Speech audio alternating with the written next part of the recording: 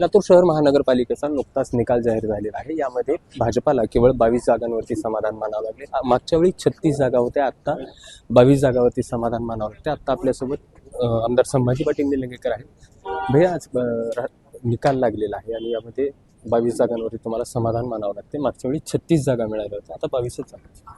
नाही, आपण जर भारतीय जनता पार्टीला मिळालेलं मतदान जर आपण एकत्रित जर पाहिलं ते 2017 पेक्षा अधिक मतदान भारतीय जनता पार्टीला झालेलं आहे। पण ज्या पद्धतीने म्हणजे ज्या भागामध्ये भारतीय जनता पार्टीला मतदान झालेलं आहे हे अधिकचं मतदान झालेलं आहे। ज्या भागामध्ये ज्या सीट गेलेल्या आहेत ह्या थोडक्या मतावर त्या ठिकाणी आमच्या सीट गेलेल्या आहेत। त्याचं कारण म्हणजे एक मोठ्या प्रमाणात वंचितची ताकद देखील काँग्रेस पक्षासोबत त्या ठिकाणी जोडली गेलेली आहे।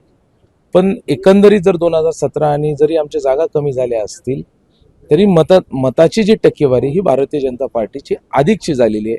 हे आपण झालेल्या मताच्या पॅटर्न मधून आपण लक्षात येऊ। आमच्या जे 2017 आणि 2000 याच्यामध्ये जर पाहिलं 2.5%नी आमचं मतदान भारतीय जनता पार्टीचं वाढलेलं आहे। भैया, प्रदेशाध्यक्ष रवींद्र चव्हाण यांच्या वक्तव्यानंतर निवडणुकीचं जे काही वारं होतं ते फिरलं आणि त्याचा फटका भाजपाला बसला असं वाटतंय? नाही, काँग्रेस पक्षाने त्या वक्तव्याबद्दल माननीय रवींद्र चव्हाण साहेबांनी दिलगिरी व्यक्त केली होती। माननीय देवेंद्रजींनी त्याच्यावरचा पूर्ण खुलासा दिला होता। पण काँग्रेस पक्षाने काय केलं, ह्याच मुद्द्याला एक पॉलिटिकल मुद्दा एजेंडा तयार करून लोकांपर्यंत रुजवायचं। एकही काँग्रेस पक्षाने विकासाचा मुद्दा बोलले नाहीत। शेवटपर्यंत त्यांनी एकच सांगितले, आपल्याला स्वर्गीय विलासराव देशमुख साहेबांकडे बघून मतदान करायचंय।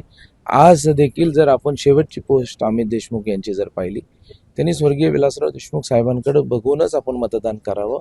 हा एक भावनिक आव्हान आहे। आपल्या देशामध्ये भावनेला अधिक महत्व देखील दिलं जातं, हे आपल्याला सर्वांना माहिती आहे। त्यामुळे मी एवढंच एका ओळीत म्हणू शकतो की विकासावर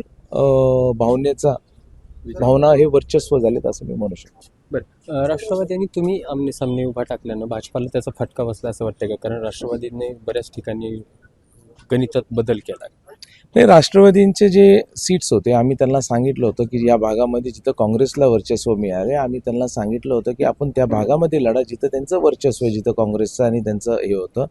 पण राष्ट्रवादीने अशा जागेच्या जिथं आमचं वर्चस्व झाले अशा जागेच्या त्यांनी सीटची मागणी केलेली होती आणि मी त्यांना विनंती देखील केली होती। मी 4दा त्यांच्याकडे गेलो होतो आणि त्यांच्या मनामध्ये मी सांगितलं की वरिष्ठ नेते जे आहेत, जे आमदार आहेत, मंत्री आहेत, या लोकांची तयारी होती की युती म्हणून लढायची। पण शेवटच्या क्षणापर्यंत त्यांनी जे नवीन आलेले काँग्रेसमधून आलेले जे काही मंडळी आहेत त्यांनी स्वतंत्रच लढण्याची भूमिका त्यांनी पसंत केली। अजून एक चर्चा लातूर शहरामध्ये ऐकायला मिळते, ती म्हणजे भाजपामधली जी अंतर्गत गटबाजी आहे त्याचा फटका भाजपाला बसला, किंवा जे काही वेळेत लोक बाहेर यायची होती ती आले नाहीत प्रचारासाठी म्हणून हा फटका बसला, अशा पण चर्चा समोर येतात। नाही, ते म्हणतात ना की म्हणजे यशाला म्हणजे हे काय म्हणजे अपयशाला कुणीच बाप नसतंय। तर काही कारणं होतात, काही कारणं समोर येत असतात, पण अशा काही गोष्टी नाही आहेत। एक संघटना म्हणून एक ताकदीने लढले। आम्हाला जर 2.5%नी मतदान 2017 पेक्षा अधिक मिळालं असेल तर हे कार्यकर्त्यांचं यश आहे। आता उद्यापासून लगेच जिल्हा परिषद सुरू होते, पुन्हा नवीन जोमाने तुम्ही उतरणार आहेत। या निकालाचा परिणाम जिल्हा परिषद पंचायत समित्यांवर दिसेल?